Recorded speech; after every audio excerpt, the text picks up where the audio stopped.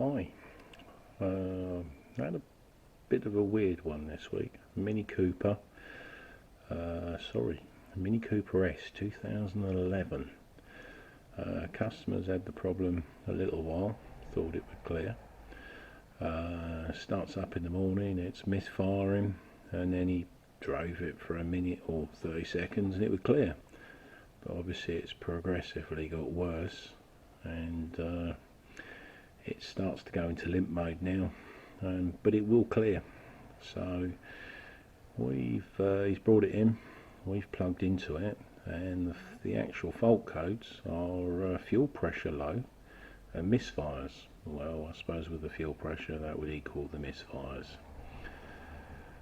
So the first thing we've done is plugged in the scanner and see what data we got. Well, the high pressure fuel pump seems to be running fine. The low pressure one also reading at 70 psi. So I've done a few tests I actually saw on the internet, and it held. Well, it went up to 70 psi and then dropped down to about 67. So I thought, right, okay, let's do a couple of tests. So I've put the oscilloscope on, put the old pressure transducer on there, and just sure enough, it's about 69. It reads, and then, as I say, drops down to 67. And I thought it'd be clever. We'll put an amp clamp on it and see how hard the fuel pump's working. See if there's a fuel filter blockage. So I put the amp clamp on there, and this is what I actually got. Let's have a little look. So as you can see, you start her up, she's running at about 70 psi, and starts at around about 10 and works her way up, and she's nearly 14 amps she's pulling. So what I do is I change the fuel filter. So we've gone in with the fuel filter, and this is the fuel filter that I actually took out, and let's have a little look here. This was what was in the bowl when we took, come on,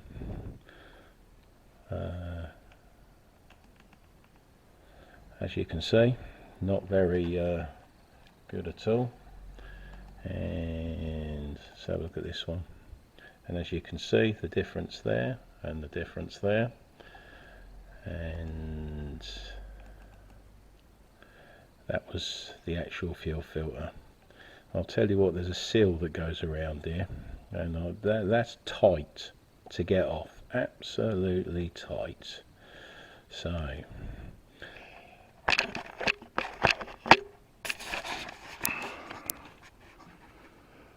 we changed fuel filter, put a new fuel filter in, and I'll tell you what, those pipes in there, it's hard to actually hold the fuel filter housing without breaking anything, without this, and it is tight.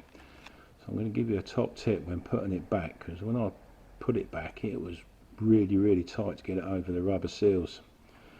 So if you get a little bit of rubber grease, and I mean a little bit, not a shovelful, and actually just put it in the top of the fuel filter, put it in the bottom of the fuel filter, and the little rubber seal that goes around the top, put it in there, and I'll tell you what, it just slides in, absolutely beautiful. It's like sex, I'm telling you. Boom, job done. That wasn't in the script. Anyway, right, moving on. So we've put the fuel filter in, and I've started her up, but obviously she was warm, and I didn't actually know. So I waited next morning, and she fired up, and she was running well. So I thought, right, okay, let's get the amp clamp on there and actually check it.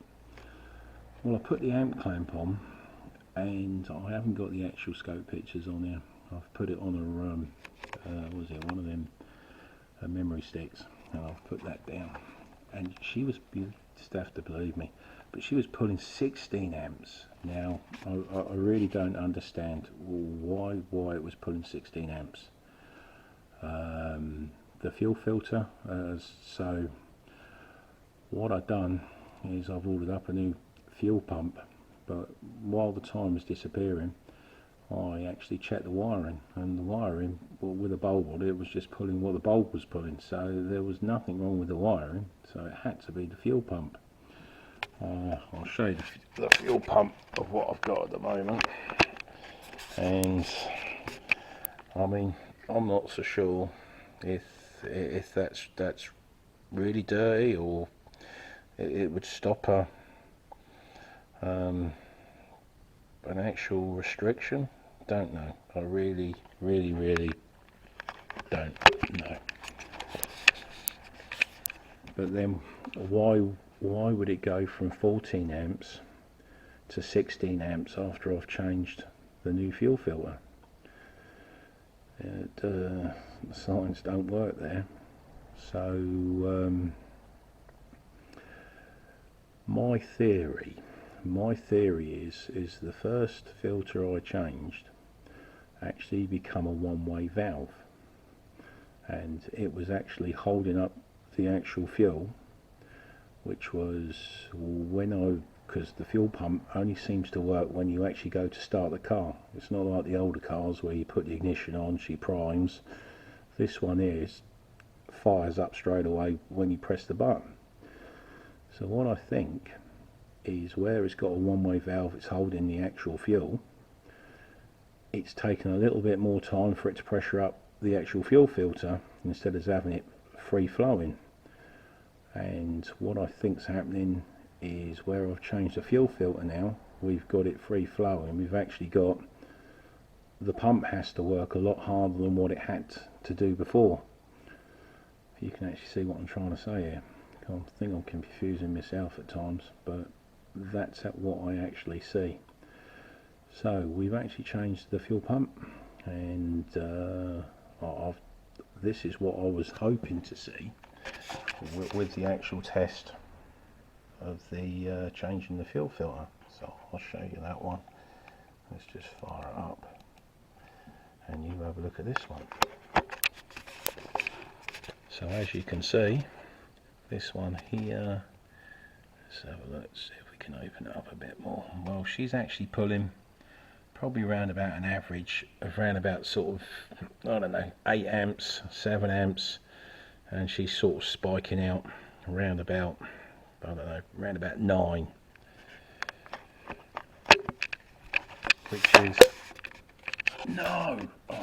which is a lot better than 16 amps, because you've only got a 20 amp fuse in it.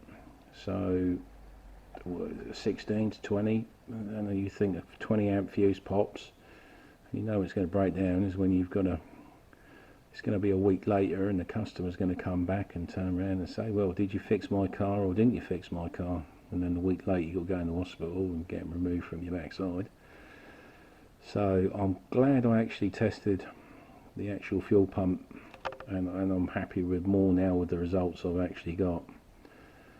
So I'm hoping this is going to help, and if anyone has got any ideas on the theory of how it went from 14 to 16 amps, I'd like to hear it, because it's the only thing I can think that possibly could be happening. I'm actually seeing the fuel pump doing what it should be doing now, and it was being disguised by a blocked fuel filter. But I definitely want to, if anyone's got any ideas. So I think I've finished now, and hopefully it's going to help out some people. So thanks for watching, and hopefully I can get a few more videos up and down, but at the moment work is extreme and I have very little time.